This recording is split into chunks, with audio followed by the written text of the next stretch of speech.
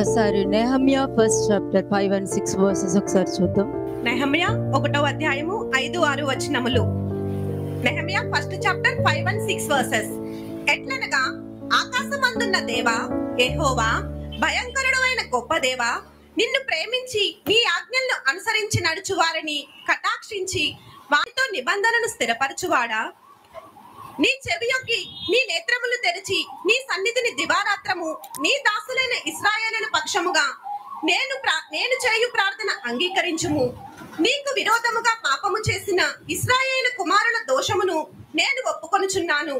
నేనును నా తండ్రి ఇంటి వారును పాపము చేసి ఉన్నాము. ఆశీర్వాదము శాపము ప్రతి మనిషి జీవితంలో ఉంటుంది అంటే నువ్వు తీసుకునే నిర్ణయాన్ని బట్టి ఆధారపడి ఉంటుంది. Your blessings and curses are directly proportional to the decisions that you have taken and you abide by them. ఈ మాట ఎవరు చెప్పారు? Who said these words? మీ అపరాధములను మీ పాపములను పరిహరింపడు. Who said these words, and to whom that your iniquities and transgressions he will not hear or he will forgive? ఎందుకన్నారు? Why and who told this? మరి శిలువ మరణం చెందినప్పుడు విడుదల పొందుకోవాలి కదా. If just crucifixion alone is going to save you, you should have been saved. చాలా మంది misunderstanding చేసుకోవడం చాలా సులభం, కానీ వాక్యాన్ని అండర్స్టాండ్ చేసుకోవడం చాలా కష్టపడుతూ ఉంటారు. It's very easy for people to misunderstand, but to understand the word of God, they find it very difficult. Misunderstanding చేసుకోవడము, ప్రెజెంటేషన్ ని రాంగ్ గా రిసీవ్ చేసుకోవడము, రాంగ్ డిసిషన్స్ తీసుకోవడము, రాంగ్ కౌన్సిలింగ్ ఇవ్వడము చాలా సులభంగా ఉంటుంది చాలా మందికి. Many people are very good at misunderstanding people, the situations, taking wrong decisions, wrong counsel, and even the presentation would be wrong. But when it comes to the word of God, they don't understand it properly. అందుకే ఇంట్లో సమాధానం లేకుండా ఉండటానికి కారణం నోరు. It's primarily your tongue and your mouth and your words that is a reason for lack of peace in your house. ఒక విషయాన్ని misunderstanding చేసుకోవడం చాలా సులభం. It's very easy to misunderstanding a thing or a person. అదే వాక్యాన్ని అర్థం చేసుకోవడం చాలా కష్టంగా But ఉంటుంది. at the same time, to understand the scriptures, they find it very ఎందుకు difficult. అనుకుంటారు? Why is it like that? వాళ్ళని నమ్మకూడదు వీళ్ళని నమ్మకూడదు అని చెప్పడం చాలా సులభం, కానీ ఎందుకు నమ్మకూడదు, దేనికి నమ్మకూడదు అని ఎప్పుడైనా ప్రశ్న వేసుకోగలిగినారా? It's easy for you to tell, don't believe that person. You don't have to go with that person. But have you ever asked that question? Why not? What's wrong if I go and talk to the person? నువ్వు ఏది నమ్ముతావో ఆ నమ్మకమే నీకు ఒక మార్గం చూపిస్తూ ఉంటుంది. Whatever your believing pattern is, that's what is going to show you a way. But it depends what's your decision all about. ఎందుకంటే మీ అపరాధములను మీ పాపములను పరిహరింపడు అన్నది ఆ వాక్యం ఇప్పుడు కూడా వర్తిస్తూ ఉంటుంది. Whatever was spoken in the Old Testament where the Lord said he is not going to hear you or your prayers is applicable even now. పశ్చాత్తాపం అంటే ఏంటి?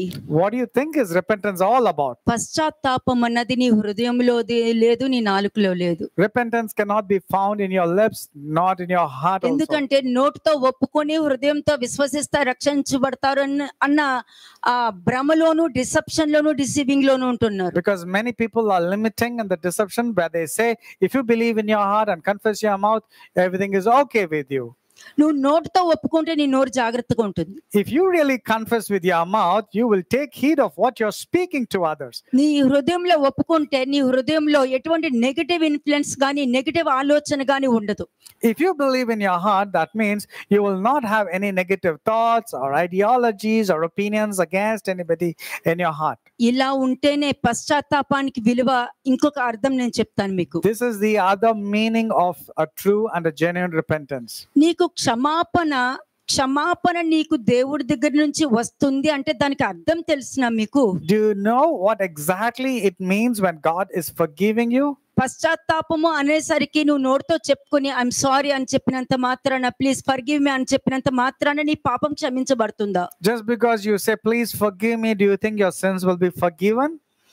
నీకు క్షమాపణ నీకు దొరకాలి అని అంటే నీ గిల్ట్ ని, నీ దోషాన్ని దేవుడు భరిస్తున్నారన్న రియలైజేషన్ ఉందా? Do you know that if you have to be forgiven, that God is literally bearing your iniquities and transgressions? దేవుడు మోస్తున్నారు. పశ్చాత్తాపం అంటే నీ పాపాన్ని దేవుడు మోస్తున్నారు అని అర్థం. Repentance means God is literally bearing and carrying your sins.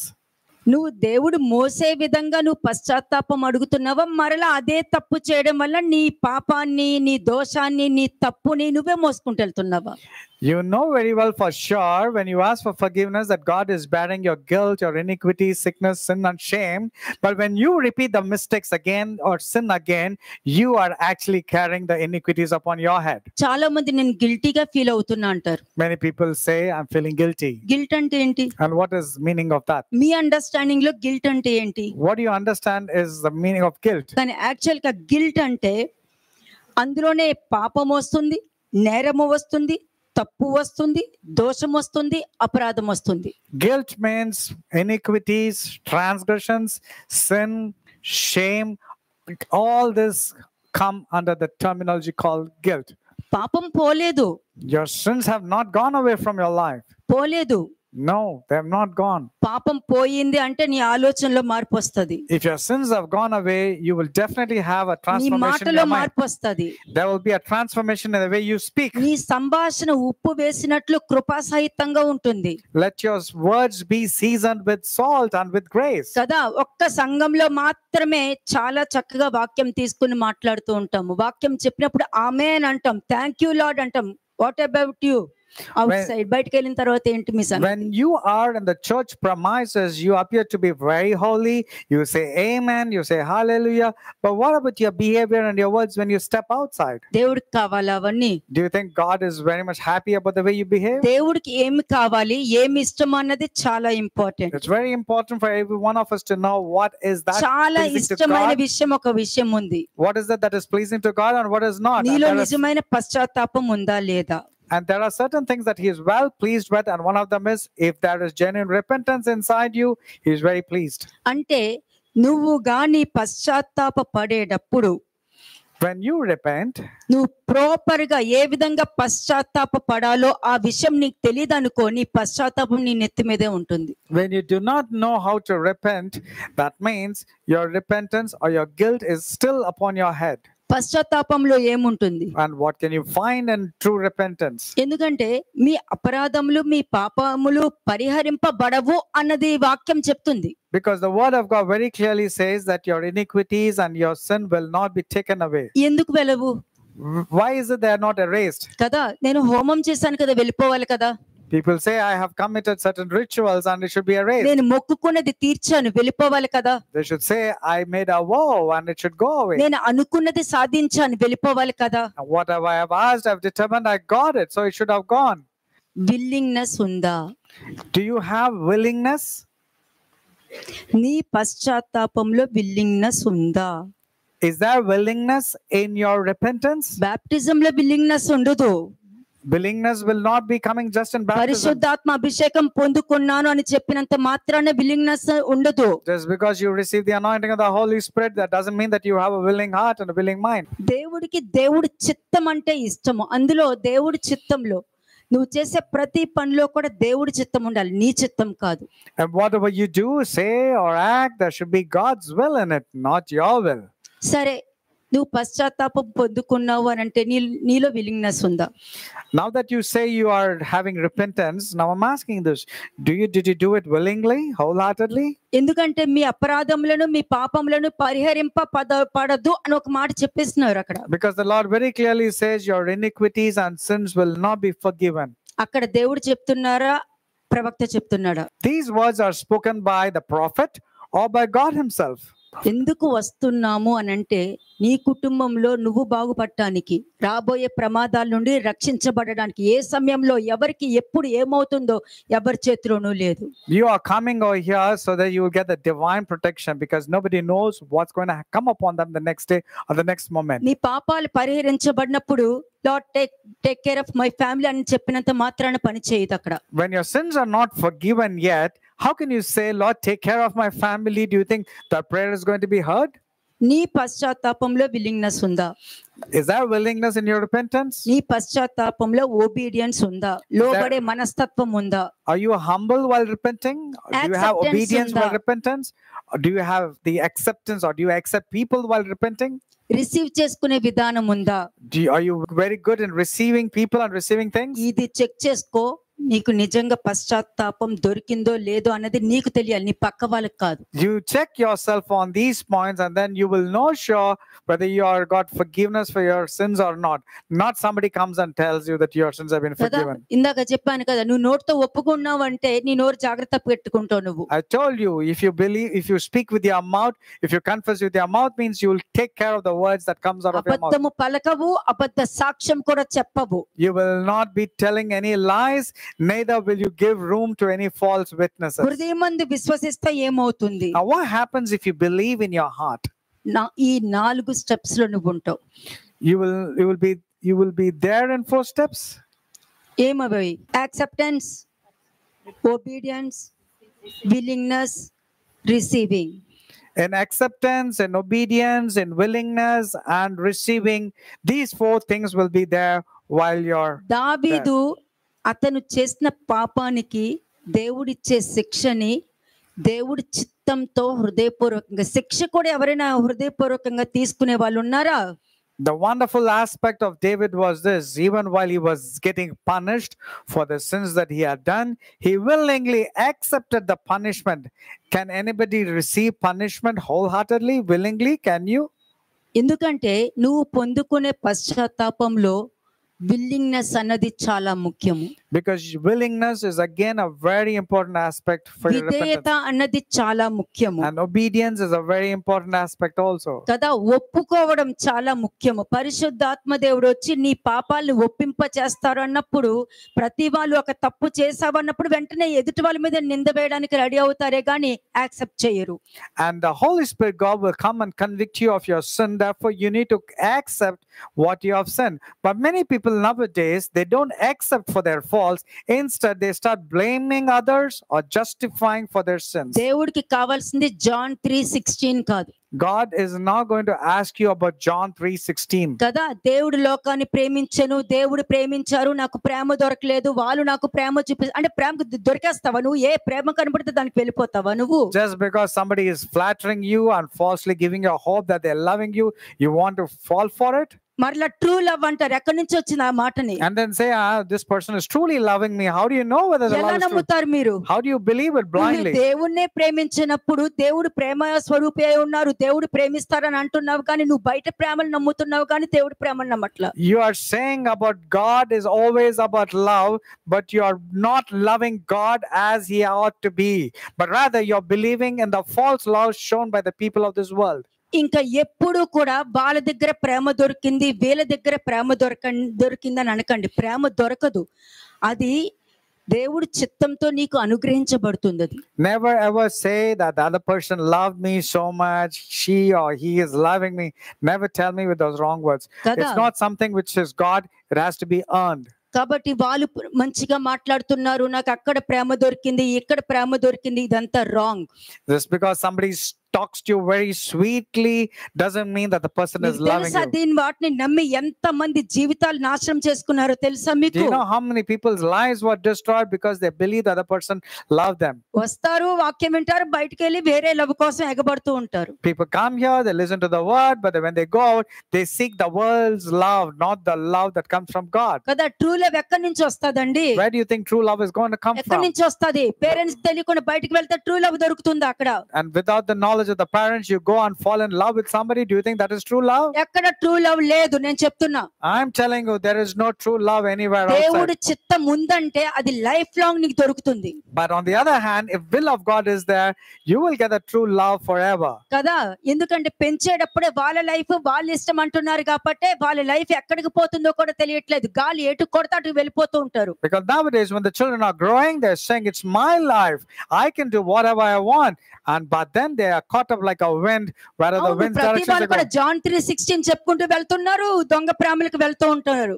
People quote John 3:16, but they go for the love which is not వాక్యం genuine. పలుకుతూ ఉంటారు, అబద్ధాలు చెప్తూ ఉంటారు. They speak the scriptures, but they are good in telling lies. వాక్యం పలుకుతూ ఉంటారు, అబద్ధ సాక్ష్యాలు పలుకుతూ ఉంటారు. They keep on quoting scriptures, but they're good in false witnesses. వాక్యం పలుకుతూ ఉంటారు, చెప్పుడు మాటలు వింటూ ఉంటారు. They speak the word on one hand, but they believe in gossip and believe in. నోటితో దేవుడు అంటారు, వెనకాల ఇంకొక నమ్ముతూ ఉంటారు. With mouth, they say God is the first priority, but they're not ఈ prioritizing God. మనస్తత్వం ఉంటే పాపాలు పరిహరించబడతాయా? Now, when a person is having having these kind of weaknesses, do you think your లోపిస్తాయి. sins will be forgiven? ఏ పాపము పరిహరించబడదు, దానికి తప్పక శిక్ష అనుభవించవలసిందే. Therefore, sins are not forgiven of yours. Punishment is due. ఎందుకంటే మనిషి యొక్క నేచర్ ఏంటి తెలుసా, తను అనుకున్నదే కరెక్ట్ అనుకుంటారు. Because man, whatever he thinks he's right. Problem లో పడిన తర్వాత ఏమంటారు, నేను మంచిగా ఉంటది అనుకున్నాను, ఇలా ఉంటదని నేను అనుకోలేదు కదా అని అంటారు. But when he lands himself into trouble, he says, oh, I didn't expect that this is going to be the outcome. లేకపోతే ఇంకోటి ఏమంటారు, వాళ్ళు చెప్పాడని వెళ్ళాను, లేకపోతే నేను వెళ్ళాను కదా అని అంటారు. అంటే ప్రతిది కూడా ఎవరో ఒకరి మీద బ్లేమ్ చేయడమే జరుగుతుంది, కానీ తనని మాత్రం అయ్యో నేను తప్పు చేశానన్న ఆలోచన మనిషికి రాదు. And when a man lands him into trouble, he's also quick in blaming others, telling that he gave me wrong counsel. I didn't think that this will take up shape like this. దైవ వాక్యము అన్నది సర్వ శరీరులకు దేవుడును సర్వ శరీర ఆత్మలకు దేవుడనే ఉన్నాను, నాకు అసాధ్యమైనది ఏదైనా ఉన్నదా అన్న దేవుడితో గురించి మాట్లాడుతున్నాను. And I'm talking about the love of God. I'm talking about when God says that he's a God of all flesh and all souls belong to him. కదా, అందుకే చెప్తున్నా, ప్రపంచంలో ఎవరైనా సరే వాక్యం వినొచ్చు, ఎవరైనా బాగుపడొచ్చు. That's the reason anybody in the world can hear the sermons or the క్రైస్తవుల scriptures. కోసం దేవుడు కాదు, సర్వ మానవాళికి దేవుడే. God is not only for Christians at all. He's a God of all flesh. నువ్వు దేవుని ప్రజెంట్ చేయి, మతాన్ని ప్రజెంట్ చేయొద్దు. You have to present God, not present your religion. దేవుని ప్రజెంట్ చేయి, డబ్బుకు ప్రజెంట్ చేయొద్దు. You present God, not the money.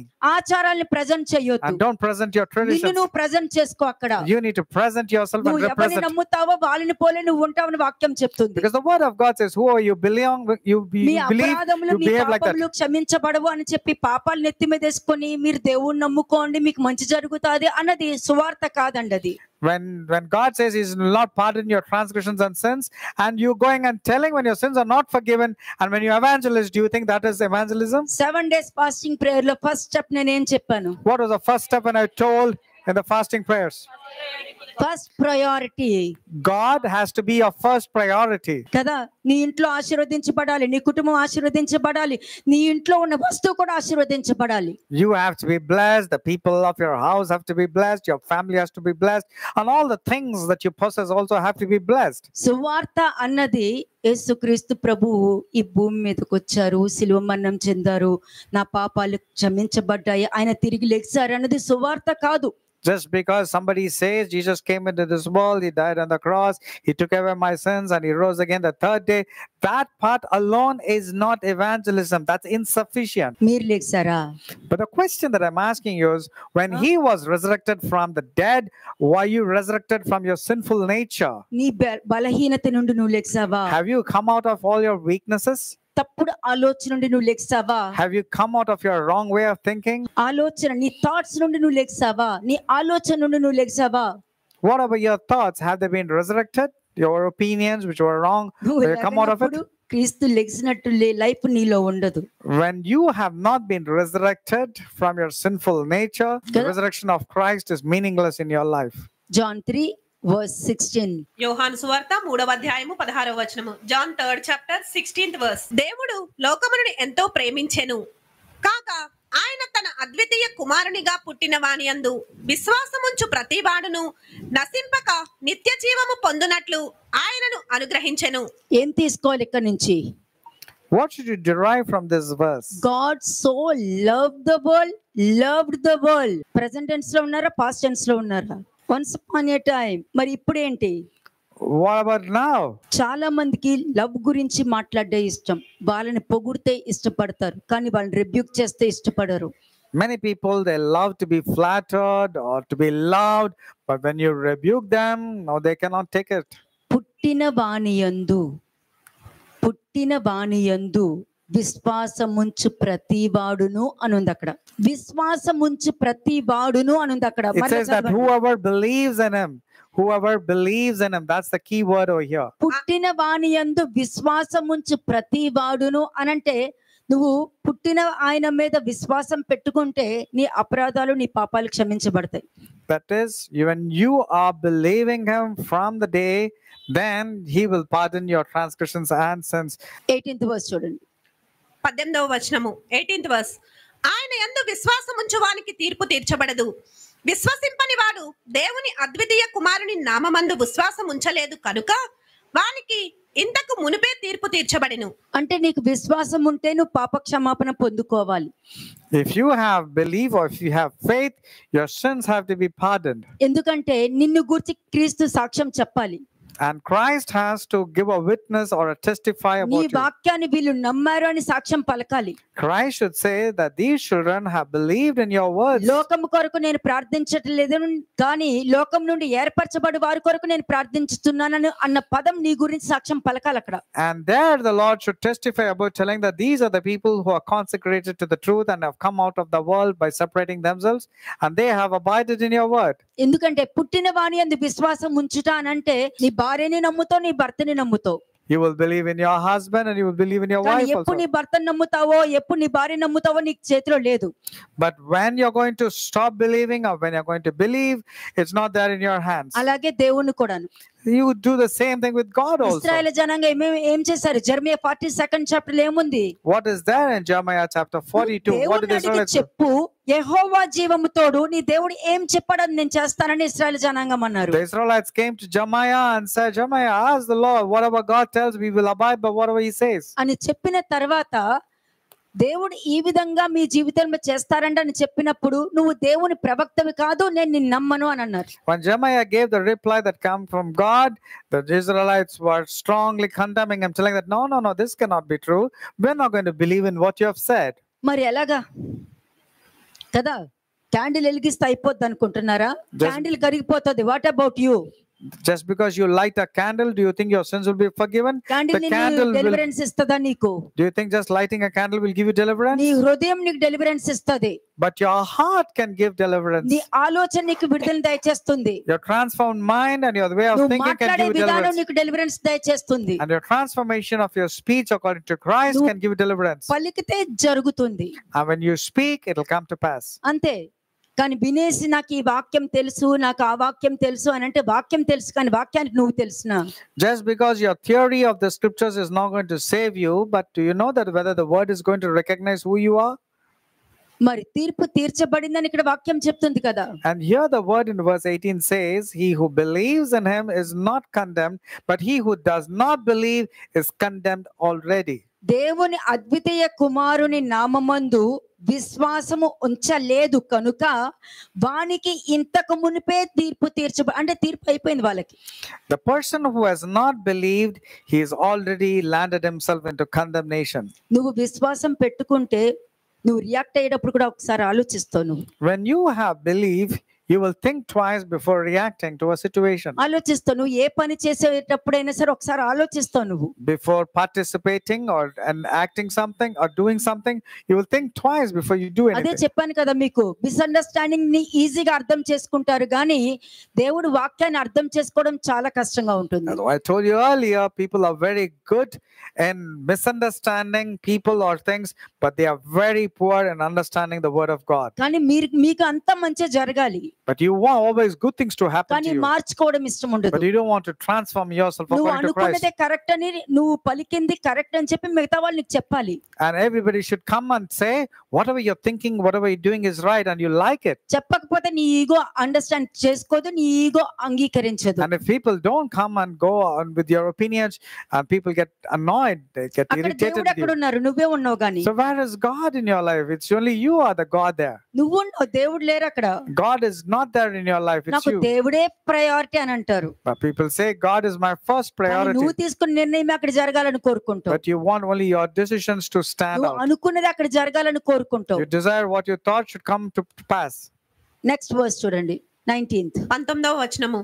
ఆ తీర్పు ఇదే, వెలుగు లోకములోనికి వచ్చెను కాని తమ క్రియలు చెడ్డవైనందున మనుష్యులు వెలుగును ప్రేమింపక చీకటినే ప్రేమించిరి. అంతే. నీవు తీసుకునే నిర్ణయంలో వెలుగుందా చీకటి ఉందా అన్న ఆ డిఫరెన్స్ ఎట్లా ఉంటుందో కూడా తెలియని స్థితిలో ఉన్నావు అనుకో, నువ్వు చీకటిలోనే ఉంటావు, వెలుగులో ఉండవు. If you do not know the difference between what decisions you're taking, whether it is good or evil, that means you're still in darkness. దానికి అర్థం ఏంటి? And what does it mean? క్షమించబడలేదు, రక్తం పని చేయదు. That means the blood of Jesus Christ is not working in your life. ఉద్దేశపూర్వకమైన పాపము, తెలిసి తప్పు చేయడం. నాకు తెలిసి కావాలనే నేను రియాక్ట్ అయ్యాను. Many people say, I did it intentionally. I know that I was angry and I had to be like that. ఈ పాయింట్ ఇతన్ని అంటే వీళ్ళు హర్ట్ అవుతారని నాకు తెలుసు, అందుకునే అన్నాను అంటారు చాలా మంది. And many people also say, I know if I speak like this, the other person will be annoyed or provoked, and I did this intentionally so that the person should come to his senses. తెలిసి ఆ విధమైన ప్రవర్తన కలిగి ఉన్నావు అని అంటే మరి దేవుడు ఎందుకు క్షమిస్తారు, ఎందుకు నిన్ను ఆశీర్వదించాలి, ఎందుకు నీకు స్వస్థత చెయ్యాలి? When your sins have been intentional in nature, you know the outcome and the consequences. Why do you think God should forgive you and God should bless you? నీకు జస్ట్ ఫర్ ఫన్ గా ఉండొచ్చేమో, For you it might be just a joke or for fun. ఏడిపించుతామని అనిపించొచ్చేమో, You thought you can really provoke కానీ others నువ్వు and tease others. సరదాగా అని ఈ మాట వాళ్ళకి నచ్చదు కాబట్టి ఈ మాట పలికితే వాళ్ళు ఇరిటేట్ అవుతారని తెలిసి నువ్వు చెప్తున్నావు అని అంటే రక్తం కూడా పనిచేయదు. నీకు ఫన్ ఏమో, దేవుడికి ఫన్ కాదు అది. For you it may be fun, not for God, when you intentionally provoke and cause the other person to be hurt. కదా, దేవుడికి అన్ని తెలుసు అన్నది మనుషులు మర్చిపోతున్నారు. And people are forgetting that, and they say God knows everything. అదే కదా యాకోబు చెప్తున్నాడు కదా, ఒక్కసారి నువ్వు అద్దంలో చూసుకున్నావంటే బయట ఎలా ఉంటావో కూడా మర్చిపోతావని. Like what the book of James says, when you look at the mirror, when you go away from the mirror, you forget what kind of person you are. నీకు ఉన్నది ఒకే ఒక్క అద్దము, There's only one mirror that you have to అదే use. జీవ గ్రంథం. అందులో చూసుకొని నువ్వు అందంగా ఉన్నావో లేదో తెలిసిపోతుంది. And that's the word of God. Your character should reflect, or the word of God and its character should reflect in your life. కదా, 21st verse చదవండి. 21వ వచనము. సత్యవర్తనుడైతే తన క్రియలు దేవుని మూలముగా చేయబడి ఉన్నవని ప్రత్యక్షపరచబడినట్లు వెలుగునొద్దకు వచ్చును. అంతే, సత్యవర్తనుడైతే రెబ్యూక్ను కూడా రిసీవ్ చేసుకుంటాడు. A person who is come to the light, he will receive even a rebuke in a very healthy manner. రెబ్యూక్ను కూడా రిసీవ్ చేసుకుంటున్నారు. అంటే నీ అపరాధములు, నీ పాపములు పరిహరించబడవు అని ఇక్కడ అంటున్నారంటే ఇప్పుడు చెప్పిన క్యారెక్టర్ అన్ని కూడా ఒక మనిషిలో ఉంది అని అంటే వారి పాపాలు క్షమించబడలేదు అని అర్థం. If a person is still caught up with the negative behavior and character, that means his sins and his transgressions have not been pardoned. లేదు, ఎందుకంటే నువ్వు క్షమాపణ పొందుకుంటే నీ ఆలోచన విధానమే మారిపోతుంది. Because when you have received the forgiveness, it will change your transformation. It will change you to be a better ఆచారం కోసం ఏ person. పని చేయకండమ్మా. Never do anything out of tradition. కదా, క్రిస్టియన్ అంటే గొప్పేమీ కాదు. Don't think that you are great when you say you're a Christian. Okay, దేవుడు లేని క్రైస్తవుడే కాదు. A Christian without Christ cannot be a Christian. అలాగంటే బయట వాళ్ళు చాలా మంది నేను కూడా క్రీస్తు నమ్ముతున్నానని చెప్పి నమ్మకంగా ఉన్న వాళ్ళు నేను చాలా మందిని చూసా. I've seen many people who have not converted to the religion, but they have a Christ-like character. ఎందుకంటే యేసుక్రీస్తు ప్రభు ఈ భూమి మీదకు వచ్చింది మత ప్రచారం చేయడానికి రాలేదు. Jesus did not come to convert people into religion. కదా, నీ హృదయాన్ని కన్వర్ట్ చేయడానికి వచ్చారు. నీ మైండ్ మతంలో కన్వర్ట్ చేయడానికి రాలా. He didn't come to convert you to a religion, but he has come to convert your mind. క్షమాపణ పొందుకున్నవాడు మాత్రమే అతను ముందుకొచ్చి ప్రతి రెబ్యూక్ని రిసీవ్ చేసుకోవడము, పాప క్షమాపణ పొందుకోవడానికి ఇష్టపడుతూ ఉంటారు. Only a person who has got the forgiveness of sins will be taking or receiving every rebuke from anybody. వెలుగులో ఉన్నాడు, వెలుగు సంబంధించిన వాడిగా ఉంటాడు. చీకట్లో ఉన్నవాడు చీకటికి సంబంధించిన వాడిలాగే ఉంటాడు. A person who is in the light will operate in the light. A person who is operating in the darkness will continue to remain in the dark. కదా, వెలుగులో ఉన్నవాడు వెలుగుని ప్రకారమే వెంబడించడం జరుగుతుంది. A person who is in the light will walk in the light. చీకట్లో ఉండడు. He will not be there in the darkness anymore. పరిశుద్ధాత్మ అభిషేకం కూడా వారికి రాదు. They will not even receive the anointing that comes from the Holy Spirit. Next verse చదవండి. 22వ వచనము. అటు తరువాత యేసు తన శిష్యులతో కూడా యూదాయ దేశమునకు వచ్చి అక్కడ వారితో కాలము గడుపుచు బాప్తిస్మం ఉండెను. అంతే, బాప్తిస్మం ఇచ్చుచూ ఉండును అని అంటే మారు మనసు పొందుకొని పాప క్షమాపణ పొందుకున్నారంటే వాళ్ళు విధేయత ఉంది, ఒప్పుదల ఉంది, దేవుడి చిత్తాన్ని చెయ్యాలన్న హృదయపూర్వకమైన మనస్తత్వం ఉంది అక్కడ వాళ్ళకి. A person who has got his forgiveness from his sins will have acceptance, will have obedience, and willingly he will transform. Ephesians 2nd chapter 8 and 9 verses లిఖించువోతు. ఎఫెసీయులకు రాసిన పత్రిక 2వ అధ్యాయము 8-9 వచనములు. Ephesians 2nd chapter 8 and 9 verses. మీరు విశ్వాసము ద్వారా కృపచేతనే రక్షింపబడి ఉన్నారు. ఇది మీ వలన కలిగినది కాదు, దేవుని వరమే. అది క్రియల వలన కలిగినది కాదు కనుక ఎవడను అతిశయపడ వీలు లేదు. క్రియల వలన కలిగినది కాదు కనుక అంటే అబద్ధము చెప్పడము అది క్రియల వలన కలిగింది కాబట్టి మనం అబద్ధాలు చెప్పొచ్చు అని అనుకుంటారు చాలా మంది. And people say, it is easy, I can tell lies, and though I will be saved because grace is there. ధర్మశాస్త్ర క్రియల గురించి మాట్లాడుతున్నారు అక్కడ. It's talking about the works of the law. ఎవరి క్రియల ఫలము వారు అనుభవిస్తారని వాక్యం చెప్తుంది. Because the Bible very clearly says everybody has to reap for whatever they have అందుకే done. నెహెమ్యాలో ఏముంటుందంటే, ఇశ్రాయేలు జనాంగములారా నీ దేవుడికి భయపడి మంచిగా ప్రవర్తించరాదు అని అంటారు. That's the చాలా reason. ఇష్టం ఆ వచనం అంటే In నాకు. the book of Nehemiah, it says, is it not good for you to turn towards the living God and live according to what he says? మంచిగా ప్రవర్తించడం అన్నది అది ఎంతో గొప్ప వరం అని నేను చెప్తున్నాను నేను. It's a great gift when you are pleasing God and living according to what God wants you కదా, to. చిన్న హాఫ్ సెకండ్ చాలు చెడ్డ పేరు తేవడానికి. It's very easy to get a bad name, కానీ దాన్ని మరలా తిరిగి పొందాలంటే but to earn a good name back, what about that? తెలీదు, You don't have టైం లేదు దానికి. there's no time for దీనికి that. టైం ఉంది కానీ మంచి పేరు సంపాదించుకోవడానికి టైం లేదు. కాబట్టి మంచి పేరు సంపాదించుకునేది అది నీ ఆస్తనే నేను చెప్తాను నేను. To earn a bad name or a reputation, it doesn't take much time. But to regain a good name, there is no time frame for నేను it. ఎప్పుడు ఒక But మాట all చెప్తాను depends on మీకు. how you conduct yourself. నేను ఎప్పుడు ఒక మాట చెప్తాను మీకు. I keep telling one thing. పక్క వాళ్ళు ఎలా ఉన్నారు కాదు, నువ్వు ఎలా ఉన్నావు అన్నది ముఖ్యం. It's not about how the other persons are. It all matters is how నువ్వు you are. వాక్యం వినేటప్పుడు విన్న వాక్యానికి నువ్వు స్టిక్ అయి ఉంటున్నావా లేదా? When you're hearing the word of God, are you abiding to what you heard? పక్క వాళ్ళు ఇరిటేట్ చేశారు అందుకనే నాకు కోపం వచ్చింది కాదు. వాళ్ళు ఇరిటేట్ చేశారా లేకపోయినా నువ్వు వాక్యాన్ని పట్టుకుని నువ్వు ఉన్నావా లేదా అంతవరకే లెక్క. Even if people are provoking you, the question is, the Lord is going to ask you, were you provoked or not? ఎందుకంటే ప్రొవోక్ చేయడానికే వాళ్ళు నిర్ణయించబడతారు. Because they are born to provoke others. మీకు ఏమేం పదం వాడుతున్నానో అది నా లైఫ్ లో నాకు అసహ్యం అదంతా. And whatever I'm speaking, these words are an provoke abomination. చేయడము అనంటే ఉద్దేశపూర్వకమైన పాపమే.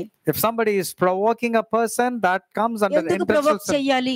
Why should someone provoke ఏం others? సంపాదించుకున్నావు? నువ్వు క్రీస్తుని సంపాదించుకుంటున్నావా ప్రొవోక్ చేసి? Did you earn Christ just because you provoke others? చక్కగా బాప్తిజం తీసుకుంటావు, దేవుడు నమ్మని అంటున్నావు, ప్రొవోక్ చేస్తూ ఉంటావు. You say you have been baptized, you speak in tongues, but you're good in provoking others. బాప్తిస్మం అంటే నీ ఓల్డ్ నేచర్ కి బాప్తిస్మం, ఇది నీకు కాదు Give baptism to your old sinful nature, not physical body of yours. కదా. నువ్వు తీసేసుకుని నేను బాప్తిజం పొందుకున్నాను పరలోకానికి వెళ్తావా పాతాళానికి వెళ్తావో నీకే తెలీదు You do not know whether you will go to paradise or you'll go to hell.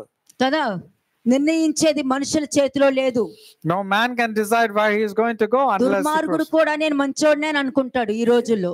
even a wicked person claims that he is a very good and a holy పాపం person. చేసేటప్పుడు కూడా నాదేం తప్పు కాదు, వాళ్ళ వల్ల నేను పాపం చేస్తానని చెప్పుకునే రోజులు ఈ రోజు. These are the days when a man sins, he is very good in blaming others or situations or కాబట్టి circumstances. ధర్మశాస్త్ర క్రియల వలన కాదు, నువ్వు ఈ విశ్వాసం పెట్టుకున్నావంటే విశ్వాసం నుండే నీకు పాప క్షమాపణ దొరకాలి. ఉందా లేదా చెక్ చేసుకో. It's not through works, therefore, it's only through your faith. You need to check whether you have been faithful or not. కృప చేతనే రక్షించబడ్డారు అంటే కృప అంటే ఏంటి, గ్రేస్ అంటే ఏంటి? You say you have been saved by grace, and what is the meaning of grace? చాలా మందిని ఎలా ఉన్నారంటే by the grace of God అని అంటారు చాలా మంది. You ask anybody, brother, how are you doing? You say, I'm doing good by the grace of God. It's Tarvata. become a slang. It's health become. ఎలా ఉంది అని అన్నారనుకో, sugar 200 ఉందండి అని చెప్తారు. But when you ask them the next question, brother, how is your health doing?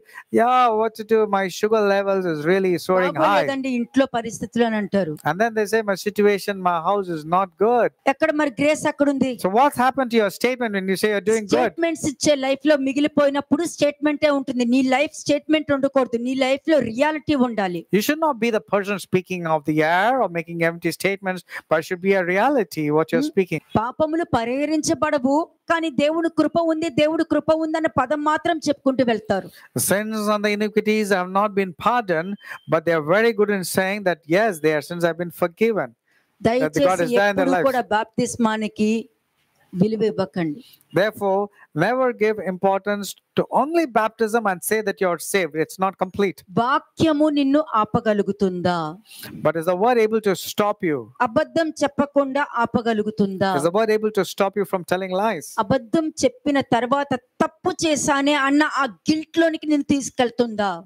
Are you able to condemn yourself and feel bad about what you have నీ done? మీద నీకు అసహ్యం కలుగుతుందా? Are you feeling ashamed of what you have ఈ done? తప్పు ఎందుకు చేశాను అన్న అసహ్యం నీకు కలుగుతుందా? Are you feeling miserable about what sins you have చిరాకు done? వస్తుందా లేదా? Are you getting annoyed with నువ్వు your sinful చేసిన nature? తప్పు మీద నీకు అసహ్యం రావాలి, పక్క వాళ్ళు చేసిన తప్పు మీద నీకు అసహ్యం రాకూడదు. You should abhor your own sinful nature, not blame others for what has happened. పక్క వాళ్ళు నీకు అబద్ధం చెప్పే దాని మీద దృష్టి లేదు, కానీ నువ్వు అబద్ధం చెప్పావా లేదా అన్న దాని మీద నాకు దృష్టి ఉంటుంది. Your focus is on whether other person is telling lies or not, but God is very particular about the number of lies that you have spoken. కదా, కానీ నేను కామ్ గా ఉన్నా కూడా వాళ్ళు మాట్లాడుతున్నారండి అని అంటారు చాలా మంది. Many people say, yes, I was silent, but still people are కానీ nagging and talking. నేనేమంటానంటే దేవుడి వాక్యం నేను వింటున్నాను కాబట్టి నేను పాటిస్తాను, వాళ్ళ సంగతి నాకు అనవసరం అని ఉండాలి. అప్పుడు దేవుడు వాళ్ళని టేకప్ చేసుకుంటారు. But since you're listening to the word of God, you have to take the responsibility to remain silent and quiet. God will take care of the opponents. కాబట్టి ఇది మీ వలన కలిగినది కాదు, దేవుని వరమే అని అన్నారు. అందుకే That's the reason it's been called as a gift of God, because it's not of your works.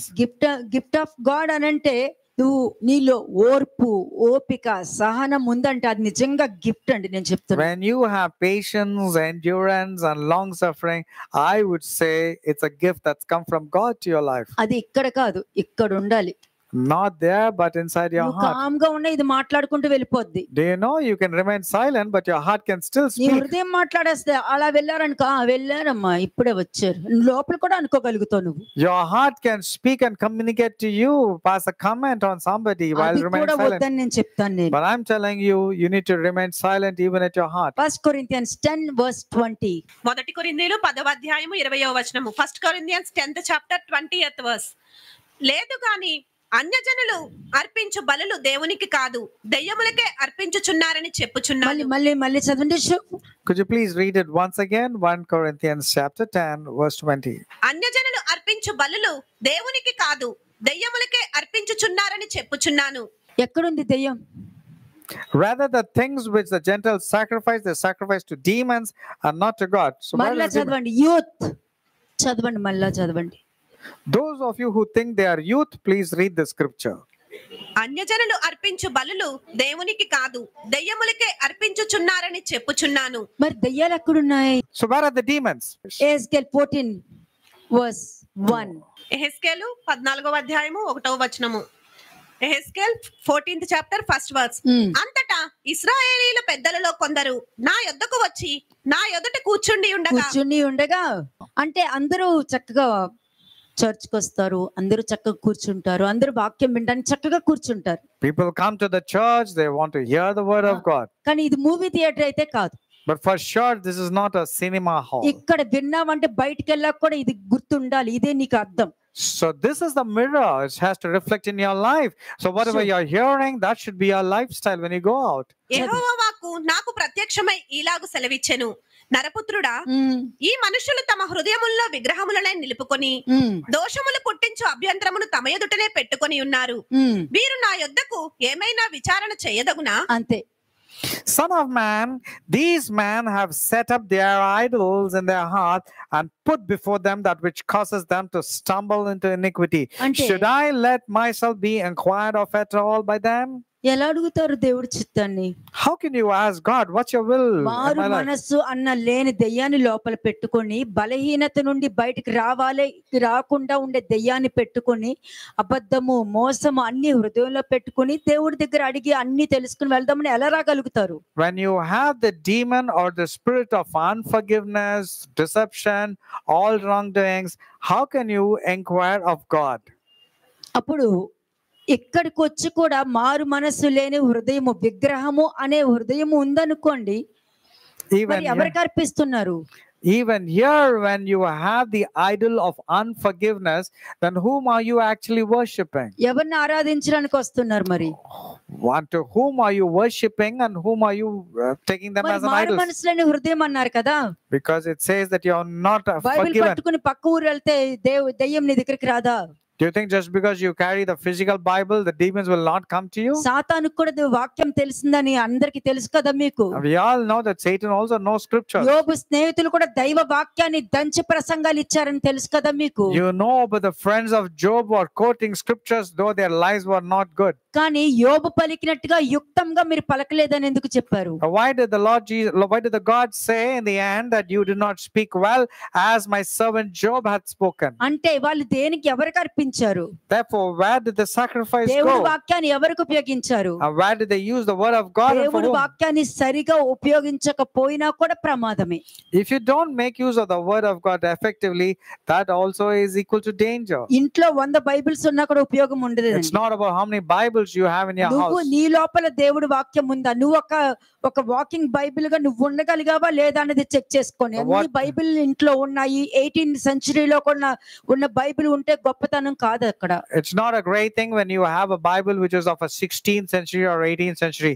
You need to have the word of God inside you, and you ought to be like a walking Bible. నువ్వు ఎవరికి prayer చేయగలుగుతావు? Now, whom should you pray for? నీ పాపాలే పరిహరింపబడినప్పుడు నువ్వు ఏ దేశానికి prayer చేస్తావు, ఏ రాష్ట్రానికి prayer చేస్తావు, ఎక్కడ విడుదల దొరుకుతుంది? నీకే విడుదల లేనప్పుడు వాళ్ళకి ఎలాగ విడుదల దొరుకుతుంది? When you have not received pardon or forgiveness, how do you think your prayer is going to be answered when you go to nations or countries and pray for others? Do you think they'll receive the healing? ఎలాగ ఒకసారి ఆలోచించి దొరుకుతుందా? No. బైబిల్లో పాపం చేసిన వ్యక్తి ప్రార్థన చేసినప్పుడు అతనికి విడుదల కలిగినట్టు ఎక్కడైనా ఉందా? Anywhere does it mention in the Bible that a man keeps on sinning, and when he prays, his prayers will be answered? When he prays for others, his prayers will be answered? No. నేను ఇచ్చు ఆజ్ఞలలో ఒకటి కలపొద్దు, ఒకటి తీయొద్దు. Because the word of God very clearly says, do not add or delete from the scriptures. నేను పలుకు మాటలలో ఒకటి కలపొద్దు, ఒకటి తీయొద్దు. And what God has spoken, never add or delete to it. మరి ఎందుకు యాడ్ చేస్తారు? So why people are adding to the రకరకాల scriptures? ఆచారాలు యాడ్ చేస్తున్నారు కదా. Why they adding traditions to it? రకరకాల వాక్యాలు ట్విస్టులు చేసి వాక్యాలు మాట్లాడుతున్నారు కదా. మరి ఎక్కడ విడుదల కలుగుతుంది? Many people are manipulating the scriptures, and also how do you think they're going to get the ఎక్కడ deliverance? విడుదల కలుగుతుంది? So where is the deliverance? కదా, అక్కడ కలగదు, ఇంట్లోనూ కలగదు. So therefore they will not get the deliverance కానీ ఒక్కటే outside or even in their house. ఒక్కటే ఆచారం మాత్రమే మిగిలిపోతుంది. But one thing will be there, only your traditions. కదా, 4 తరాలు తండ్రుల దోషాన్ని ఈ పిల్లలకి ఇవ్వడానికి రెడీ అవుతున్నారే గాని నువ్వు విడుదల పొందుకొని నీ పిల్లలకు కూడా డెలివరెన్స్ ఇవ్వాలన్న ఆలోచన రావట్లేదు. You are very good and you are ready to pass on the transgressions and the commit of the iniquities for your 4 generations later on, but you're not having the thought to repent, realize and stop the curses and the transgressions from your life. సరే, నీ హృదయంలోనికి విగ్రహం ఎలా enter అయింది మరి? Now the question is, how did this idol enter into your heart? ఎలా enter అయింది? How did it enter? విగ్రహము నీ లోపలికి ఎలా ఎంటర్ అవుతుంది? How did the idol enter into your heart? క్షమాపణ లేకపోతేనే దానికి ఎంటర్ అవుతుంది. When your sins are not being pardoned, you are giving access for the idol to enter into your heart. పాపం గురించి మాట్లాడకండి, మరి నీలో ఉన్నది ఏంటి? Many people say, see, listen, don't talk about sin, don't talk about the consequences. My question is, then what about the things that is inside you? నీకు వాక్యం తెలియకపోయినా కాన్సిక్వెన్సెస్ కి మాత్రం నువ్వెవరో తెలుసు. Now, even if you do not know the word of God, the sin will know about the consequences in your life. Next verse చదవండి. Ezekiel chapter 14, verse 4 now. కావున నీవు వారికి సంగతి తెలియచేసి ఇలాగు చెప్పుము, ప్రభువైన యెహోవా సెలవిచ్చినదేమనగా, తమ విస్తారమైన విగ్రహములను బట్టి తమ మనస్సును విగ్రహములు నిలుపుకొని తమకు దోషము కలుగజేసుకొని తమ ఎదుట అభ్యంతరములు పెట్టుకొని ప్రవక్త యొద్దకు వచ్చు ఇశ్రాయేలీలందరూ తమ విగ్రహముల మూలంగా నాకు అన్యులైరి. కనుక నేను వారి హృదయములు లోపరుచున్నట్లు యెహోవా నాకు నేనే వారికి ప్రత్యుత్తరం ఇచ్చుచున్నాను. కాబట్టి ఇశ్రాయేలీలకు నీవు ఈ మాట చెప్పుము. ఈ మాట చెప్పు. ప్రభువుకు యెహోవా సెలవిచ్చినదేమనగా, మీ విగ్రహములను విడిచిపెట్టి మీరు చేయు హేయ కృత్యములన్నిటినీ మాని మనసు త్రిప్పుకొనిడి. అంతే. నువ్వు మారు మనసు పొందుకోవాలంటే నువ్వు ప్రాచీన స్వభావం నుండి బయటికి రావాలి. If you want to repent, you have to let go of your old sinful nature or character. Come back. You need to Turn repent back. and turn towards the Lord and turn away from idols. దేవుడు నీ నోట్లో నుండి ఇలా ఒక గాలిలాగా రాకూడదు, హృదయంలో నుండి రావాలి. God and His word should not come just from your mouth, but rather లోపలన్నీ He has కూడా to come మారు from your heart. మనసు లేని విగ్రహాలు పెట్టుకుని దేవుడు ఆశీర్వదిస్తారని ఉపవాస ప్రార్థన చేయడం వల్ల కూడా ఏ ఉపయోగం ఉండదు. Because of your lack of repentance, they have become idols, and therefore, when you cry out, it's and ఎందుకంటే fast, it's ప్రతి of no use. దాంట్లోనూ మీరే ఉంటారు, వాక్యం ఉండదు. Because word is not prevailing in your life; it's all about పశ్చాత్తాపము you. నీకు అనుగుణంగా నువ్వు పశ్చాత్తాపం Your పొందుకుంటావు. repentance also, you want to take it favorably the way you want to. మాట్లాడేది కూడా నీకు అనుగుణంగానే అక్కడ ప్రజెంట్ చేసుకుంటావు. And even your presentation is according to what you think. ఎదుటి వాళ్ళు ఎలా వినాలో కూడా నీకు అనుగుణంగా వాళ్ళు వినేటట్టు చేసుకుంటావు. You want others also to understand the way you want to present. ప్రతి దాంట్లో నువ్వున్నావు కానీ ఎక్కడ దేవుడు ఉన్నారు Where is God in all this? It's all you only. కదా, కాబట్టి నువ్వున్నావు కానీ దేవుడు లేరు. God is not there, only you are prevalent. అందుకే పాప క్షమాపణ వారికి లేదు, దొరకలేదు, రక్తము పని చేయదు. That's the reason their transgressions and their sins have not been pardoned, and the blood of Jesus Christ is ineffective in their lives. 1 Corinthians 10:21. మొదటి కొరింథీయులు 10వ అధ్యాయము 21వ వచనము. 1 Corinthians 10th chapter 21st verse. మీరు ప్రభువు పాత్రలోనిది దెయ్యముల పాత్రలోనిది కూడా త్రాగనేరరు. అంతే, పాప క్షమాపణ పొందుకుంటేనే, లేకపోతే దెయ్యమే. Your repentance has to be the foremost thing and which is important. Otherwise, for sure, you're drinking from the table of the demons. తాగలేరు. You cannot ఇద్దరు partake. యజమానులు నీకు ఉండొద్దు, ఎవరో ఒకలే ఉండాలి. You cannot have two things, either God or demon. Who is there in your life? ఆశీర్వాదమా శాపమా, Do you want blessings or curses? మేలా కీడా, Do you want good or bad? మంచా చెడా. There's something good or Moshe evil. అంటాడు, ఇదిగో ఆశీర్వాదము శాపము నీ ముందు పెడుతున్నాను, ఏది కావాలో నువ్వు తీసుకో. Moses says this, see, I'm placing before you that which is good and that which is evil. నన్ను You pick what you ask. అడిగావనుకో జీవమును కోరుకో అని అంటాడు. And Moses goes on telling that if you ask me, pick up that which is pertaining to life. నేనైతే చెప్పను, నన్ను అడుగుతే అనే పదం నేను వాడను. I will not say you ask me. నువ్వేమి నిర్ణయం తీసుకుంటావు నువ్వు తీసుకో. It's all about your decision. It has to be willingly coming నీకు out. దీన్నే గ్రేస్ అంటే నీకు ఆప్షన్ ఇస్తున్నారు. Grace means giving you options. That's నన్ను what it means. అడిగావంటే అని ఇవ్వను. No, I'm not telling you ask me and I'm going to tell you. ప్రతిదీ కూడా మిగతా వాళ్ళకి కూడా మనం ఇంపార్టెన్స్ ఇవ్వాలి. కాబట్టి నేను ఇంపార్టెన్స్ ఇస్తున్నాను, నీకు ఏది కావాలో తీసుకో. Now, therefore, the choice is being given to you. You pick up which one you want for you and your ఎందుకంటే family. ప్రభువు పాత్రలోనిది దెయ్యంల పాత్రలోనిది నువ్వు తాగలేవు, ఏదో ఒకటే. Because you cannot partake into the demon's communion and the Lord's table. నువ్వు ఏ విధంగా receive చేసుకుంటావో అదే నీ ఇంట్లోకి వస్తది. But therefore, whatever you receive, that's what is going to come to your house. Next verse. ప్రభువు బల్ల మీద ఉన్నదానిలోను దెయ్యముల బల్ల మీద ఉన్నదానిలోను కూడా పాలు పొందనేరరు. ప్రభువునకు రోషం పుట్టించదమా? ఆయన కంటే మనము బలవంతులమా? అంతే, అది చెక్ చేసుకో. దేవుడి కన్నా నువ్వు బలవంతులుగా నువ్వు అనుకుంటున్నావంటే నీ ఓన్ డిసిషన్ తోను నీ ఓన్ కౌన్సిలింగ్ తో నువ్వు వెళ్ళిపోవచ్చు. You think you're stronger than God? If that is the case, you can go with your own thoughts. నీ ఇష్టం. దేవుడి చిత్తం అనుకుని నీ చిత్తమే పెట్టుకుని కూడా నువ్వు వెళ్ళొచ్చు.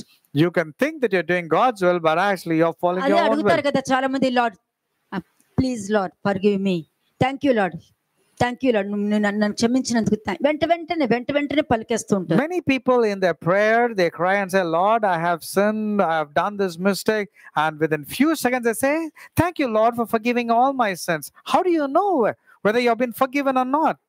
చాలా సార్లు ఒక మాట చెప్పాను, అన్నిటి మీద అధికారం ఉంది కానీ అన్ని క్షేమాభివృద్ధికరమైనవి కావు అని చెప్పి. I've told you everything is good, but doesn't mean that everything leads to an edification. లిక్రో చదవండి అమ్మది 23rd verse. 1 Corinthians 10:23. All things are lawful for me, but not all things are helpful. All things are lawful for me, but not all things edify. Verse 23. విషయములందు నాకు స్వాతంత్రము కలదు గాని అన్నియు చేయదగినవి కావు. అన్నిటి యందు నాకు స్వాతంత్రము కలదు గాని అన్నియు క్షేమాభివృద్ధి కలుగ చేయవు. ఇది అండర్స్టాండ్ అయ్యిందంటే ప్రతి మనిషి భూమి మీద అడవిలో వేసినా కూడా బతుకుతాడండి. If you understand this part of the scripture, wherever you go, you can easily survive and lead a comfortable life. ఈజీగా బయటకు వచ్చే మార్గం దొరుకుతుంది వాళ్ళకి. You will get a way of escape and you will get ఈజీగా వాళ్ళ deliverance. కుటుంబాన్ని కాపాడుకోగలుగుతారు. You can easily safeguard your family. ఎక్కడ సమయానుకూలమైన సమయోచితమైన మాట, సమయోచితమైన ప్రవర్తన, సమయోచితమైన ఆలోచన వాళ్ళకి దొరుకుతుంది. They will get a right kind of prayer, right kind of speech and right kind of help. చాలా మంది వాడి దగ్గరికి వెళ్ళకండి, నోరు తెరిచాడంటే మనకే తలకాయ నొప్పి వెళ్ళకండి అని అంటారు. You would have heard people saying, don't go to the person. If he opens his mouth, it's going to really be tough time. అమ్మో చాలా కోపం అండి, వెళ్ళామంటే ఏదో ఒక అబద్ధం చెప్తాడు, వాళ్ళ దగ్గరికి వెళ్ళకండి. Oh, that guy is short-tempered. Don't go to him. He is very abusive. అంటే అక్కడ క్షేమానికి సంబంధించిన ప్రవర్తన అక్కడ లేదు కాబట్టి. That means there's no benevolent character to be found in that person. కదా, అన్ని కూడా నీకు అనుగుణంగా నువ్వు మార్చుకున్నావు అనుకో, అది క్షేమాభివృద్ధికరంగా ఉండదు. Just because you say you have transformed yourself according to you, that doesn't mean everything is going to be causing to edification. దయ్యాలకు అర్పించుకుంటున్నావు కాబట్టి నీకు అనుగుణంగా చేసుకుంటున్నావు. Your offering. అర్పణ నీకే ఇచ్చుకుంటున్నావు, దేవుడికి కాదు. Therefore, the sacrifice that you're making is to the demons, not to God. That's the reason you're offering to yourself. కదా, ఈ వాక్యం ఎంత మంది ప్రాక్టీస్ చేస్తారు, వెళ్ళి వాళ్ళ లైఫ్ లో తిరుగులేని జీవితం ఉంటదండి. Whoever practices 1 Corinthians 10 chapter verse 23, their lives will really spiral upwards spiritually. నాకు స్వాతంత్రం ఉంది. He says, I have freedom. All things are lawful for me. I can rebuke anybody. ఎందుకు తప్పు చేస్తున్నామని అడగొచ్చు. I can ask, why are you committing this mistake? ఇలా కాదు కదా ఆలోచించేదని అడగొచ్చు నేను. I can sharply rebuke them. I have that authority. పడుకుంటున్నావేంటి, పడుకోకు అని ఇక్కడ నుంచి నేను అడగొచ్చు నేను. I can easily shout from here, why are you sleeping over here? క్షేమాభివృద్ధికరమైంది కాదు. But that's not going to lead me for edification. ఓపిక, ఓర్పు, ఓపిక, సహనము, ఇది రావడమే దేవుడికి ఇష్టమైనది. When a person is practicing patience, endurance and long suffering, this is the will of God and this is what God likes in a person. నీ మీద అంత ఓపిక ఉంది, నీకు ఇంత కూడా ఓపిక లేకపోతే ఎట్లా? Why is it you're losing your patience or rather being impatient? ఏం సాధిస్తారమ్మా? What are you going to achieve? ఆలోచించండి. Think about it. మళ్ళీ ఏం తెలుసా, వెనకాల నాకు ఎందుకు కోపం వచ్చిందంటే అని తోక పెట్టుకుంటారు అందరూ. And they are very good in justifying, saying the reason why I got annoyed or angry is because they say that. కదా, నాకు ఈ రోగం ఉంది, నాకు కోపం వచ్చేస్తున్నా, అన్నం పెడితే చల్లారిపోతుందా? And people say, I'm diabetic, that's the reason I shouted there because you didn't give me timely food, that's why I reacted. If you give food, will you become okay? అప్పుడు కూడా నీ రోగం మీద నువ్వు నిందేస్తున్నావు కానీ నువ్వు ఇలా చేస్తున్నావు అనేది రియలైజేషన్ లేదు. There also you're blaming the blood pressure or diabetes for your short temperament. You're not accepting your faults. అందుకే సిలువ మరణం కూడా పని చెయ్యదు. ఇప్పుడు చెప్పే ప్రతి పాయింట్ నువ్వు మిస్అండర్స్టాండింగ్ ని ఏ విధంగా అండర్స్టాండ్ చేసుకుంటావో, నేను చెప్పే వాక్యానికి అదే ఇంపార్టెన్స్ ఇచ్చి నువ్వు అండర్స్టాండ్ చేసుకో, నీ లైఫ్ మాత్రము తిరగపోతే అడుగునాను.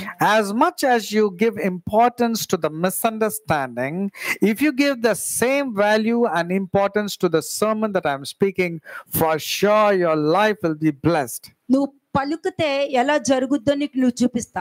I'll show you how your life will be transformed when you speak out. ఏం కావాలని కోరుకుంటున్నావో నీ ఇంట్లో కూర్చుని నువ్వు పలికితే అది జరిగేటట్టు నేను చూపించగలుగుతా.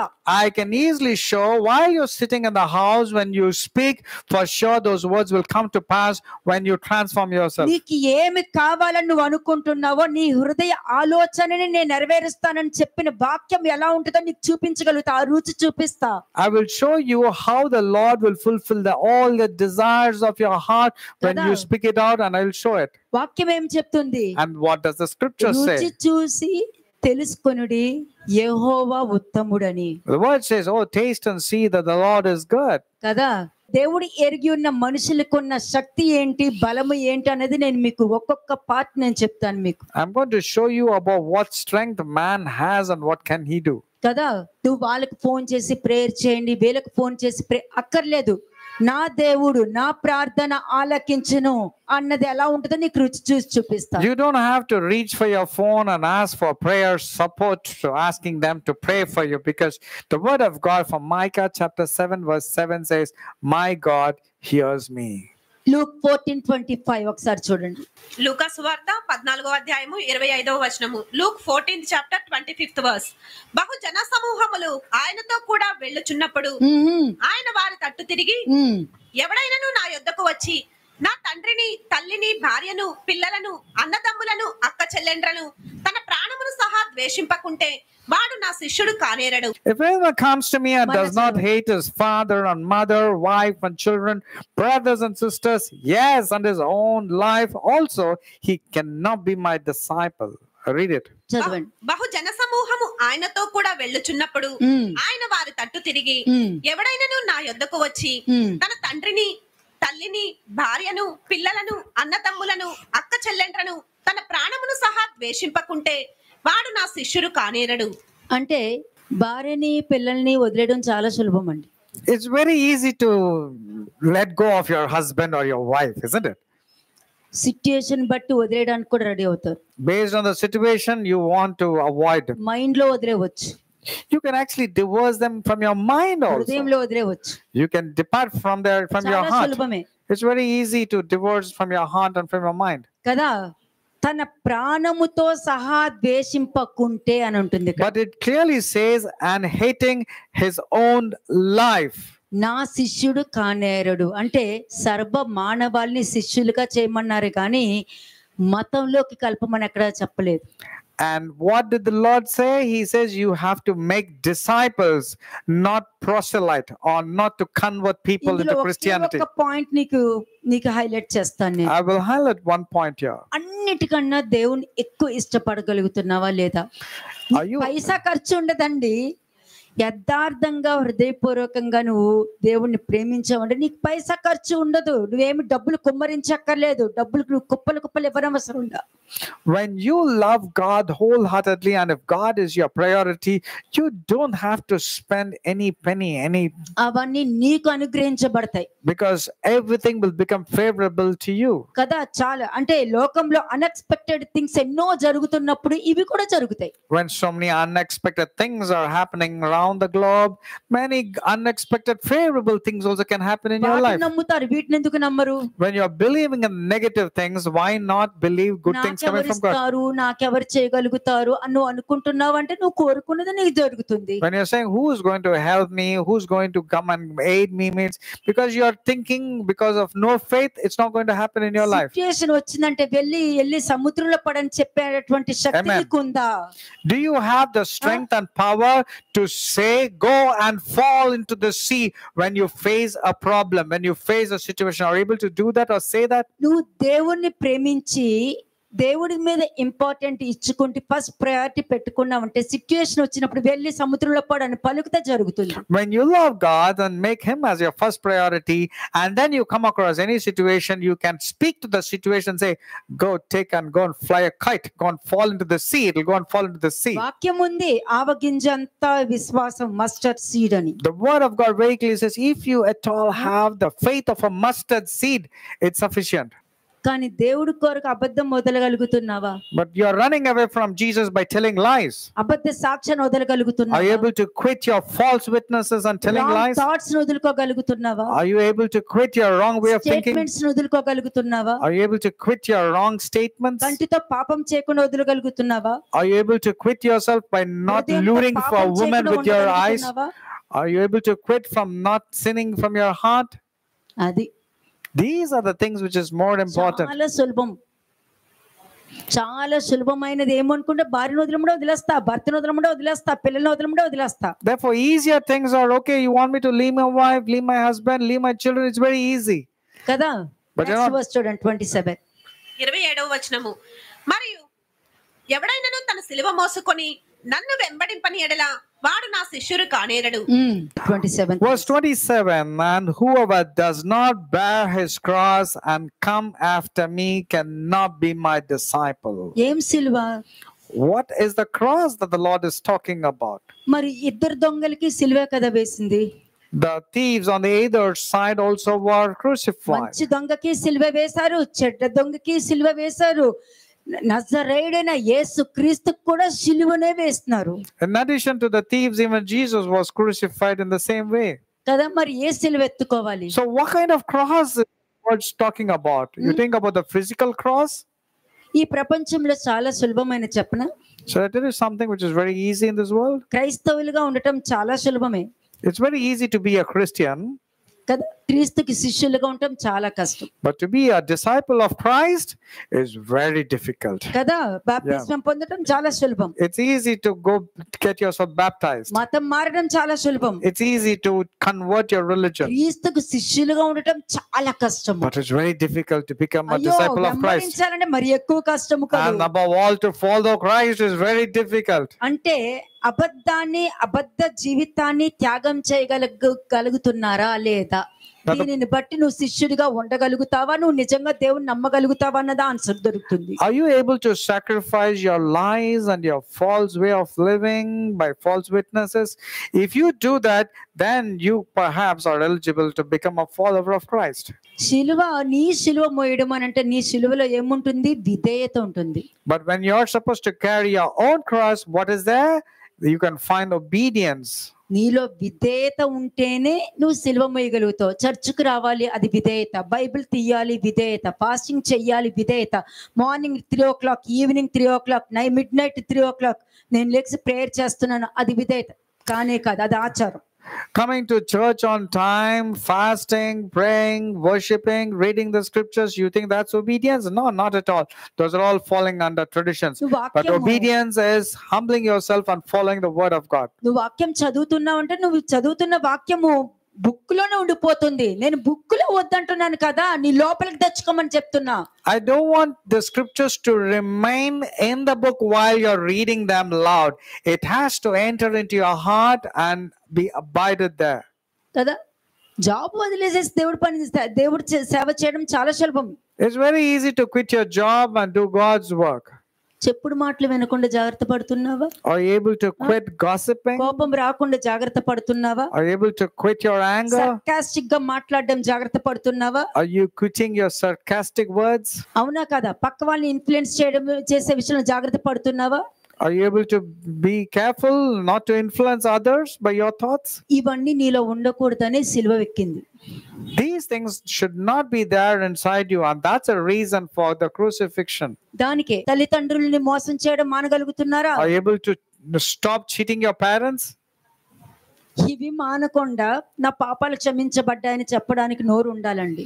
And without quitting from all these areas, you are saying, God, your sins, please forgive my sins, is not right. కదా, నీకు రుచిపోతావు. నెక్స్ట్ వర్స్ 28వ వచనము. మీలో ఎవడైనను ఒక గోపురము కట్టింపగోరని ఎడల దానిని కొనసాగించుటకు కావలసినది తన యొద్ద ఉన్నదో లేదో అని కూర్చొని తగులబడి మొదట లెక్కించుకొనడా? అవునా కాదా? Before laying the foundation, కట్టుకోవాలంటే నీకు ఎంత డబ్బు ఉంది, నువ్వు ఏమి చేయగలుగుతావు, ఎంత ఖర్చు పెట్టగలుగుతావు, ఎంత అవసరం అనేది లెక్క చూసుకోవా? Even before the building of your house starts, will you not work on the budget aspect? చూసుకోకపోతే ఏమవుతుంది? What will happen if you're not making allowance to the budget? అప్పులు పాలవుతారు. ఎందుకంటే కంప్లీట్ చేయడానికి మళ్ళీ అప్పులు చేయాలి కదా. Then you will fall into financial trap because you will take so many loans but you do not know how to repay. అవునా కదా? మరి అటువంటిది నువ్వు చేసే ప్రతి తప్పు వెనకాల ఎన్ని ఉన్నాయో ఒక్కసారి ఆలోచించుకోవద్దా? So should you not know consequences ఏంటి, దాని వల్ల ఎన్ని ప్రభావాలు జరుగుతాయి, ఎన్ని కుటుంబాలు నాశనం అవుతాయి, ఎంత అవసరము అన్నది దీని మీద ఆలోచన లేదా? So don't you want to know the consequences of your sinful nature or what will be the repercussions? నేను అడిగేస్తాను, కడిగేస్తాను, ఇలా వెళ్ళి మాట్లాడతాను, అలా అడిగేస్తాను, చాలా ఈజీ. అడిగి వచ్చిన తర్వాత ఏంటి? You are saying that you will go and retaliate, go and ask questions. But what after you go and ask? What are the complications? వచ్చారు కదా అని మనం కూడా 4-5 మాటలు మాట్లాడేస్తాం, తర్వాత దొరుకుతాం. నెక్స్ట్ ఏంటి? దాని తర్వాత ఏంటి? Just because people come, you also want to retaliate, but what are the consequences after that? తర్వాత ఏంటి పరిస్థితి? What will happen later on? కదా, దావీదు రహస్యంగా చేశాడు, దాని యొక్క శిక్ష వాళ్ళ కొడుకు బహిరంగంగా అనుభవించడం జరిగింది. David committed a sin secretly, and what were the consequences? His son Absalom had committed the same crime openly మరి in అది front of everybody. అనుభవించవలసిందే. ఆ పనిష్మెంట్ తప్పదు. ఇంకా The punishment for sure will come. No one జీవ can escape. గ్రంథంలో నీకు ఏ వాక్యం తెలియకపో వాక్యానికి మాత్రం తన పని తాను చేసుకుంటూ వెళ్ళిపోతుంది. ఎవరికి శిక్ష ఇవ్వాలి, ఎవరికి పనిష్మెంట్ ఇవ్వాలి, ఎవరికి జడ్జ్ చేయాలి, దాని పని అది చేసుకుంటూ పోతుంది. You may not know the scriptures or the references, but for sure whatever the scriptures are, that will complete its work కానీ pertaining to any person. మీకు చెప్తున్నాను అని అంటే మీలో యాక్సెప్టెన్స్ ఉంది, ఒబీడియన్స్ ఉంది, రిసీవ్ చేసుకునే విధానం ఉంది. ఏది క్షేమాభివృద్ధికరమైనది, ఏది క్షేమాభివృద్ధికరమైనది కాదు అన్న అండర్స్టాండింగ్ మీకు ఉంది కాబట్టి మీరు ధన్యులు. నేను చెప్తున్నా. But the reason why I'm telling you all this is because you have acceptance of the word of God, you're obedient to it, you're willing, you know what it is good and what is not good, you're able to discern. That's the reason I'm talking to you. చదవండి next verse. 29వ వచనము. చూచుకొనుని ఎడల అతడు దానిని పునాది వేసి ఒకవేళ దానిని కొనసాగింపలేకపోయినందున చూచువారందరూ ఈ మనుష్యుడు కట్ట మొదలు పెట్టెను గాని కొనసాగింపలేకపోయినని అతనిని చూచి ఎగతాళి చేయసాగుదురు. ఇదమ్మా లైఫ్ అంతా ఎగతాళి చేయడము, అందరూ నిన్ను చూసి నవ్వే పరిస్థితికి ఎదురవుతుంది. People will start mocking at you, they will laugh over you. ఎందుకు వాళ్ళకి అవకాశం ఇవ్వాలి? Why should you give a chance for others to mock ఈ at you? సంవత్సరం అంతా మీరు చేసే ఒక ఆలోచన నీకు వచ్చినప్పుడు, ఈ ఆలోచన నాకు వచ్చింది కదా, దీని వల్ల నాకేంటి కాన్సిక్వెన్సెస్ ఏముంటుంది? Now when a thought has occurred to you, you need to know the consequences. Don't jump into actions. నేను రియాక్ట్ అయ్యానంటే దాని కాన్సిక్వెన్సెస్ ఏంటి? If I have reacted, what are the consequences thereby? Sorry చెప్పేటటువంటి పరిస్థితి లేని జీవితంలో నువ్వు ఉండగలుగుతున్నావా లేదా? Are you able to lead a life where you don't have to apologize for any false things that you have మీకు done? Already చెప్పా, ఏ తప్పు చేయకుండా నువ్వు సారీ చెప్పడానికి వెళ్ళు అని If you have not committed any sin, but still you can go and apologize to the people. కదా. నువ్వు తప్పు చేసిన వెళ్ళి సారీ చెప్పండి, అదేం గొప్ప కాదు, అది అందరూ చెప్పగలుగుతారు. If you have committed a mistake and thereby go and tell sorry, that's nothing great about it. ఈ రోజు వీళ్ళకి చెప్తారు, రేపు ఇంకొకరికి చెప్తారు, సారీ చెప్పడం రెడీ అవుతుంది. సారీయే కదా. You are used to asking for forgiveness. Today you will ask from one person, today more will go to ఆ another person. విధంగా నేను మీకు క్రీస్తుని నేర్పించట్లా. But I have not taught Christ like that sorry manner. చెప్పే పరిస్థితి నువ్వు ఎందుకు తెచ్చుకున్నావు? Why should you get a chance for you to go and నువ్వు ఏం apologize to this? చేసావు? What did you do? నువ్వు ఏం ఆలోచించావు? What did you think? నువ్వు యథార్థంగా మొత్తం ఒప్పుకుంటున్నావు కదా అని చెప్పి నేను అప్రిషియేట్ చేయాలా? కానీ ఇన్నిసార్లు వాక్యం విన్నాక కూడా అదే తప్పు చేస్తున్నావని బాధపడాలా? Should I appreciate that you have come and apologized, or should I feel bad that you're constantly apologizing and committing sins over and over again? ఈ రోజు ఎందుకంటే యోబు ఏమంటాడు, నా ఇంటి పైన దేవుని యొక్క మర్మం ఉన్నది అని అంటున్నాడు. What did Job say? He says there are great revelations of God over my dwelling place. ఈ రోజు మీ అందరికీ కూడా నేను ఒక వాక్యాన్ని నీ ఇంటి మీదకి రిలీజ్ చేస్తున్నాను. నేను Today I'm releasing another verse that's going to be over your dwelling place. 14, 28, 29, 30. Luke chapter 14 verses 28 to 30. I'm releasing it over your ఈ house. 3 వచనాలు నీకు రిలీజ్ చేస్తున్నాను నేను. I'm releasing these 3 verses. నువ్వు ఆలోచించేటప్పుడు దీని వల్ల నాకేంటి కాన్సిక్వెన్సెస్ వస్తాయి, ఈ మాట అడగొచ్చా అడగకూడదా, ఈ విధంగా నేను పలకొచ్చా పలకకూడదా, లేకపోతే నాలోనే ఉంచేసుకోవాలా, ఇవన్నీ కూడా క్వశ్చన్స్ వేసుకోవాలి. Whether it is a point of thinking, or whether it is a point of talking, or whether it is a talk of or the thing of doing, you need to ask yourself, should I think, should I ask, should I do or not? Okay, వెళ్ళి అడుగుతాను, నీకు మనశ్శాంతి దొరుకుతుందా? Okay, if you think you have to go and ask certain people, do you get peace out of that మళ్ళీ discussion? వెళ్ళి అడుగుతాను, నువ్వు sorry కూడా నాకు చెప్పలేదు నాకు. And then you will go and say, you didn't even apologize to me for what you did. అది భయంకరమైన జీవితం అది. Oh, that is not the right kind of అంటే living. అడుక్కుని సారీ చెప్పుకుంటావు అనమాట. Should you literally go and beg the other person that they apologize to you? Sorry అంటారు, next ఏంటి? Okay, they're going to say sorry. What next? చెప్తారు నీకు sorry చెప్పి, తలకాయ నొప్పిగాడు అందుకనే sorry చెప్పాను అంటారు. ఏంటి నెక్స్ట్ ఏంటి? They know you're a crazy person, so they are forced to tell sorry to ఆ you. So what విధంగా next? నువ్వు ఎగతాళి పాలవ్వద్దు, ఆ విధంగా నువ్వు అవమాన పాలవ్వద్దు You should not be mocked at by others like that. కదా. నీ క్రియల వలననే, నీ నోటి మాటను బట్టియే నువ్వు నీతిమంతుడు అనియు, నీ నోటి మాటను బట్టి అపరాధి అనియు తీర్పు పొందుతావని వాక్యం క్లియర్ గా 37 verses very clearly says, by the words you speak, you will either be justified or condemned. చదవండి నెక్స్ట్. 31వ వచనము. మరియు ఏ రాజైనను మరియొక యుద్ధము చేయబోనప్పుడు తన మీదకి 20,000 మందితో వచ్చువానిని 10,000 మందితో ఎదిరింప శక్తి తనకు కలదో లేదో అని కూర్చుండి మొదట ఆలోచించడా. యుద్ధం చేయడానికి వెళ్ళినప్పుడు వాళ్ళకి ఎంతమంది సైన్యం ఉన్నారు, మన వాళ్ళని ఎంతమంది వెళ్తారు, వాళ్ళు చేయగలుగుతారా లేదా, యుద్ధంలో నేను ఓడిపోతే నా రాజ్యం పరిస్థితి ఏంటి, ఇవన్నీ ఆలోచించడా. When a king is going to wage a war, will he not consider the strength and the weaknesses of the enemy, or will he just go for a war? What do you think? ఇది ఆలోచించట్లేదు కాబట్టే కుటుంబాలు విడిపోతున్నాయి. The reasons why there are separations in families because they don't think. సంతోషం లేకుండా పోతుంది. There's no peace in families. వాళ్ళ problems అన్ని అందరికీ చెప్పుకోవడం జరుగుతుంది. They want to go about and tell their problems to everybody. వాళ్ళు తర్వాత నుండి నీ మీద జాలి చూపిస్తారా లేకపోతే నిన్ను డిఫరెంట్ గా చూస్తారా అన్నది కూడా నీకు తెలియదు. You're not sure whether the other person is going to empathize with your problems or they're going to laugh behind you.